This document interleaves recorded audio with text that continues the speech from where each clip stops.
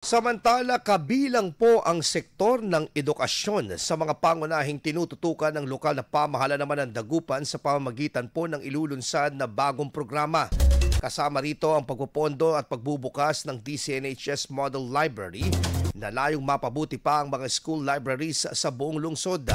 Palalakasin din ang Alternative Learning System or ALS at ang Early Childhood Care and Development na nakaangkla sa Early Learning Framework and Curriculum Guide.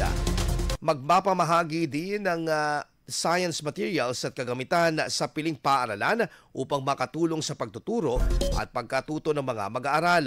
Patuloy namang inihahanda ang iba pang mga proyekto at aktibidad para sa mas malawak na pagpapaunlad ng sektor ng edukasyon sa lungsod ng Dagupan.